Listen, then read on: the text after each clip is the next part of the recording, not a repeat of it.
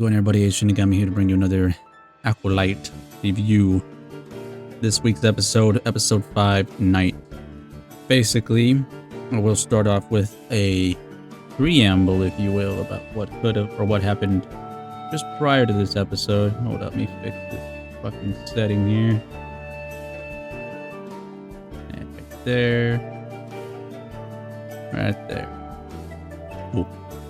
So, we had a thing pop up and has now since been deleted. Kind of waited a few days just to see what would go on with it, but there was a video that came out that was titled, "There Are More of Us."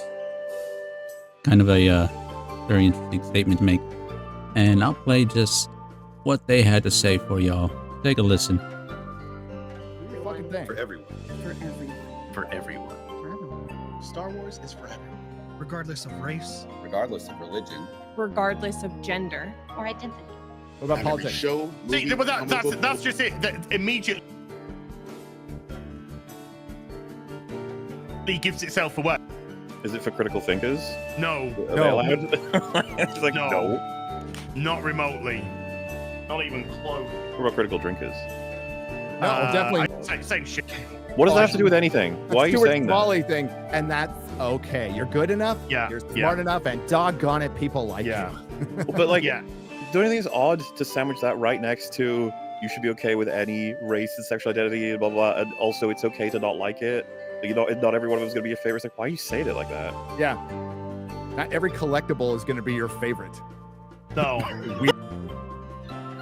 That to what was posted and no longer there, but luckily since this was an edited version, it's able to stay on Twitter. Star Wars is for everyone. For everyone. For everyone. For everyone. For everyone. Star Wars is for everyone.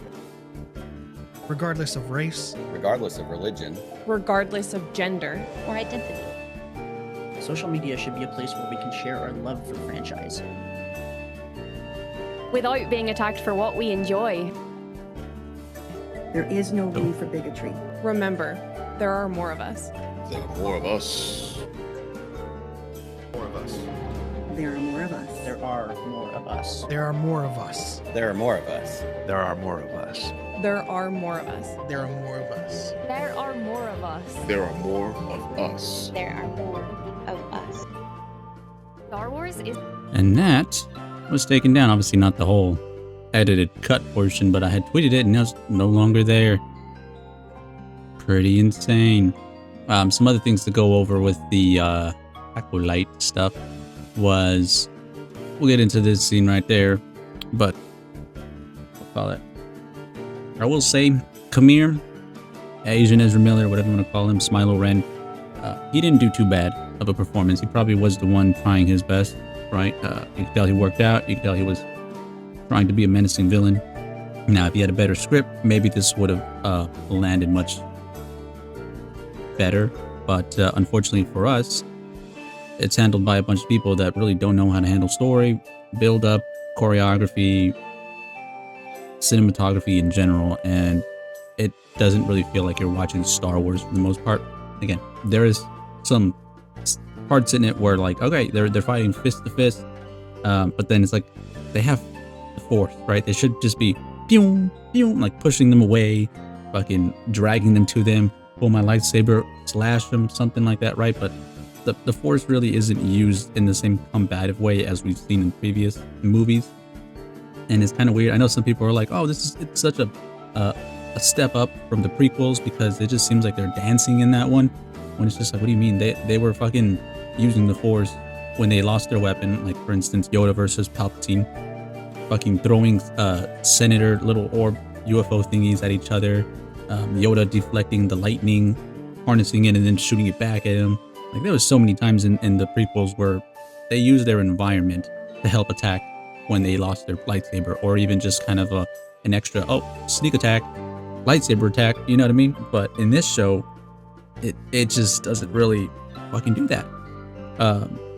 The blaster doesn't do anything to Smilo Ren, whatever. And also, something else that a lot of people were pointing out is the armor, or at least the helmet, is made of kurtosis, which some people were like, oh, well, it can deflect and disrupt the charge for the lightsabers, and that's why they would turn off. if they come into contact with it. But then you've got Knights of the Old Republic, the video game and stuff like that, where it's described and very well elaborated upon that I already forgot what it was called, Kurtosis is brittle. Like, it can't be used in the same way that Beskar armor is made, because it'll crack, it'll break, and then once it starts to shatter and all that stuff like that, it becomes useless. But they kind of use it as a MacGuffin, as like, look at this nice shiny new helmet. This protects us from mind control, telekinesis, telepathy stuff, and then also it can deflect lightsabers and like. Yeah, they're just basically ripping off Magneto. Another fucking movie that Leslie Headland is just ripping off of. So, as we continue, May leaves the Wookiee hut. Sol sends Asha to the ship with Yord. Again, it's not as abysmal. At least we got to see a little bit of the fight before Asha got sent out. But in that little beginning part, for some reason, we don't see Sol at the beginning of this fight scene, which maybe he was knocked out, maybe he was pushed back really far. It just very clunky on like, where is everybody, this and that, and it's very deliberate, obviously, to try and pad out for time. Again, Yord gets injured by on the leg, gets slashed by Smilo Ren, and then it's after Sol shows up, he's tasked with taking Asha back to the ship. Smilo says, "Do you remember me?" to Sol. Sol's just kind of like, huh? Trying to remember with the voice and stuff, but Smilo Ren even has like a kind of voice modulator thing, so it's like, well, how would he remember you if you're using a voice altering device, right? Cut to May running into X-23, and again, May was just all into being like, all right, I'm gonna submit, I'm gonna let myself get arrested, and that way I'll turn myself in, right? But then immediately after being confronted with X-23, she's just like, nope, I'm gonna fight you, and literally tries to kill her and shit like that. So it's just like, what the fuck was the whole thing that you were saying that you were gonna turn yourself in if you're literally gonna just fall back on it the next episode? And you could say, well, they were chasing her, this and that. It's like, or because her master showed up. The master is still trying to kill her too. So I think you're in better hands with the Jedi. As I continue, like I said, the helmet protects Smilo Ren just like Magneto. Also now Yord is explaining how Smilo Ren fights, and Asha compares it to her mother, basically saying like how they get into your head and kind of read your moves before you make them. Smilo Ren attacks X-23 now, and so this was after X-23 arrests May. So May has some cuffs on her, and then in that instance, Smilo Ren shows up to try and attack them, and X-23 is able to fucking, I'm talking about Jackie, she's able to fucking hold off Smilo Ren, a Padawan, mind you, is able to hold off this Sith or dark side user, master, whatever, with 2 lightsabers and shit like that. And it's just kind of like, okay, you had these other Jedi masters before get cut down, heads chopped off and other things like that, but then you got this Padawan who is very proficient at fighting and just is able to go toe to toe with this guy. That's where it starts to be like, really? Okay. X-23 holding him off when when I said 5 to 6 Jedi couldn't. Smilo is cutting sabers. Smilo Ren's basically cutting off the top of the sabers to deactivate them and stuff like that.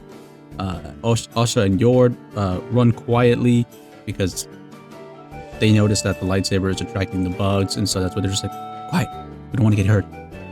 Then Smilo Ren tells May she's always been weak and other stuff like that. It was just like, okay, then why did you make her your acolyte? Sol and X-23 now start to fight off against Smilo. May's calling to Asha in her kid voice. Asha states that they're all gonna die. So then that ends up having Yord to be like, we got to do something about this. And then they run back to the fight, to the scene. And again, now Yord's able to run all of a sudden when he had his leg injured. Again, kind of continuity issue there. Continuing forward, we find out after X-23 gets stabbed fucking 3 times by Smilo Ren, it's Kamir. Kamir is the actual Sith, or he doesn't say that yet, but he basically says, nope, I'm the one. Yep, I've been just trying to, I wanted my own pupil, I wanted a predecessor and stuff like that. Okay. Sol calls X-23 and Ezra says, what was that name? What's its name? Sorry. This was during that whole debacle before she fucking gets stabbed. And again, this is this scene right here. Let me fucking pop it up. Oh, right here. What are you? I have no name. But a Jedi like you might call me Sith. So again, he's a Sith, and even though there's been over a millennia that we've seen a fucking Sith appear, and what also is crazy about this whole scene is no one is using their transponders, their fucking communications, right, to kind of call for backup, being like, hey, we're getting fucking demolished over here. Like, majority of our fucking Jedi have fucking died. Send backup, hurry up. None of that, right? It's just like, can't tell anybody. We gotta do this quick and silently. Well, why? In all the other fucking, in the prequels, we saw that they definitely had communications from them to fucking the Jedi Temple and other stuff like that. So why can't they do it now? Continuing on, and right, and in that scene you can tell he was gonna fucking kill May, but then he ends up doesn't killing May, kind of, and then also Sol ends up throwing his fucking lightsaber away. It's just like, your only leverage and you fucking get rid of it? Really? Okay. Ezra says, I don't make, Kamir says, I don't make the rules, Jedi do, but didn't you come up with the whole don't kill with a steel or laser bit? I'm talking about Smilo Ren. So it kind of just, he's saying that you made up the rules, but then he also made up some rules on how to become the Acolyte, self-appointed fucking role, and that Kamir only wants freedom. Then Yord steps in and stops Kamir. That then fucking in no time, fucking Yord gets his fucking neck snapped. Osha is stunned by May from the blaster that she lost, and then now a fight scene, a karate, kung fu fight scene commences between Sol and Kamir. After that, Osha stops Sol from killing Kamir at the fucking point where he has it on his neck. It's just like, you can end this. But Osha's like, no, don't do that. You can't kill an unarmed person. And it's just like, he killed like 7, 8, 9 people of your fucking friends or your family. That you state later to your sister that, the Jedi were my family. They were better to me than my own family. Like, it's just like the contradictions of shit just kind of baffle me on how that it's, no, you can't kill him, but I'm gonna send these bugs to kill fucking Kamir, the Sith. After that, the bugs attack Kamir because, Asha puts Pip on his back, which they're attracted to light. And again, it's just like, okay, well, it's okay for the bugs to kill him. And also she's okay with the bugs getting killed when just last episode, she felt responsible for having the bug get killed by Sol. Like, this fucking contradiction doesn't make sense. Either she cares about the bugs or she doesn't care. Like, she doesn't or she does. Make up your fucking mind. Obviously, at the end, she doesn't give a shit. She's okay with them dying the way they do. Sol gets stunned by May before he can explain, the situation with Kamir and Sol. And then now it's just May and Asha are together, and then May explains how that she did this for her and her family. And it's just like, how can you have done this for your family, May, when your sister wanted to get away from all this shit? You said, you're not gonna leave this place. I'll kill you. It's like, how is that? How are you doing this for your family? Make it make sense. Like, the people that wrote the show didn't, talk to each other, because every single episode has like a different director and screenwriter and stuff like that. So it's just like, did nobody talk to each other about this stuff? You guys just kind of went, yeah, okay, I got a good idea. Let's not, connect continuity and kind of talk amongst each other of how this could play out. It's like, no, everybody's just doing their own fucking thing. We kind of have like a light script for what goes on, but that's about it. May says the Jedi got what they deserve and brainwashed Asha. May says, choose us. All we have is each other. When obviously that's not what fucking Asha was feeling. Now they're fighting without love, without family. May cuts her hair, which is this fucking scene right here. Kind of ridiculous, because this is her way of being able to, disguise herself as her sister. So after May knocks out Asha, she grabs the yellow lightsaber and just fucking cuts her hair. And mind you, she doesn't even cut the back of her hair, so she's just supposed to be able to look identical. And also, wouldn't the tips of your hair be burnt? So that would be like a little bit of a burnt hair smell sticking around for a while and even just noticeable. But then when we cut to the next scene with Soul and May, disguised as Asha, the little dread tips are painted purple again. It's just like, there is no way. Where'd you get this fucking purple dye from? In the middle of the fucking jungle. Make it make sense. I'm gonna call it. Like I said, she cuts her hair, and then they swap clothes. And May swaps out her clothes and her sister's clothes within a span of like 30 seconds, maybe 40.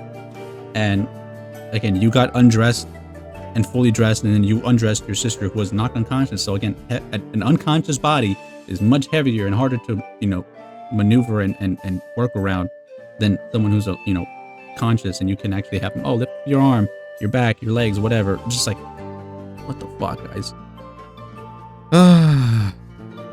Then we continue on. Like I said, Amir survives. Soul doesn't sense May's intentions, or like again, when Soul comes to find Asha, the fake Asha at this point, he kind of gives her a stare, but then just turns his back to her, which is like, you can tell that you can read the minds, and you're telling me you didn't sense anything? Not to mention the fucking tattoo and other like distinguishing factors on them. Soul doesn't bother contacting the council about what happens. The big issue people will have is that Amir is a Sith. The episode should have been merged with the previous one. Again, they're both exactly 27 minutes long. Kind of shows you that this one should have just been one episode, and it would have probably flowed maybe a little bit better, but the fact that they cut it in 2 parts just fucks it up completely. And all the mysteries are basically solved on, who trained who trained May, what happened, as far as, like, I guess they do kind of try and set up some more mysteries with Soul, but then it just doesn't, they don't really do it very well. Whatchamacallit. So much plot left out of out the Jedi get cut down so easily, which again, they should have been better trained, and they're supposed to be masters. Who trained Kamir to be so good? Obviously, we're gonna either find out it was either Mother Coral or Mother Anastasia. That's anything that kind of makes sense. How does the council not sense these guys dying, as in the previous movies and other stuff like that? Because Yoda, when Order 66 was fucking commencing, Yoda immediately started feeling the deaths. Yeah, like Yoda was basically having like a heart attack. He was having physical pain to sensing so many Jedi being killed and in such quick succession. You're telling me that the Jedi at the Jedi Temple couldn't sense any of this? Nobody could tell hey, something's wrong. I have an bad feeling about this, whatever, just none of that, right? The helmet could have been, like I said, it was kurtosis. How does the council not sense these guys dying? Also, how can Asha be okay with the bugs killing Kamir, but Soul couldn't do it? Just kind of this weird thing where look, the problem would have been solved at that point, but then again, hey, we got to have the show continue, so no, we're not gonna let Soul kill them. Also, previously May said that I'll turn myself in for Asha in this episode. May and Asha, I'll leave you to die. Like I said, the whole thing just kind of getting very muddied. And then another big thing that also continues from episode 2, which they should have arrested Kamir at the point when they had first interacted with him, and especially with his assistance with helping out May. But the Jedi don't do that. They let him go because the story needs to keep going. But then again, if they would have arrested him and captured him, taken him back to the fucking Jedi Temple, guess what? Then May wouldn't have been able. Well, for one, Kilnaka wouldn't have died, and her getting help to that planet would have, also not been there as well. So just like so many factors that would have just stopped right there if the Jedi kind of used their brain a little bit more. Instead, they were just like, nah, we ain't doing that. Final thing I'll leave you off with. This is basically what the fucking show ends it off with. It's just the Jedi trap, or the Parent Trap per se. So it's another fucking movie they're ripping off, where one sister basically takes the role of the other sister, or they agree to switch places. But in this one, this is more of unconsensual swapping. And again, also, The Parent Trap was made by Disney, so you know, I guess at least they're taking from their own source material. But Jesus Christ, it's this show again. While I agree and can admit that Asian Ezra Miller did a very fucking good job on at least his portrayal and his physique and trying the best he could with the source with what he was given. I can't say the same for how the Jedi were portrayed or how May flip-flopped and then literally just became basically evil again. And again, it looks like we're going to be getting another flashback maybe next episode or episode 6, kind of being able to tie back to what actually happened at the Witch Coven little home. But for now, I'll end it there. Let me know if you like this review, if it was helpful, if it not. Leave a like, dislike, comment, whatever you want to do. Other than that, yeah, this show can do much better. But I guess you could say this is probably the better episode out of the rest of them, but that's not saying much. So yeah. Other than that, Ace Shinigami signing out. Y'all have good night, good morning, and good evening, and I will catch you next time. Bye.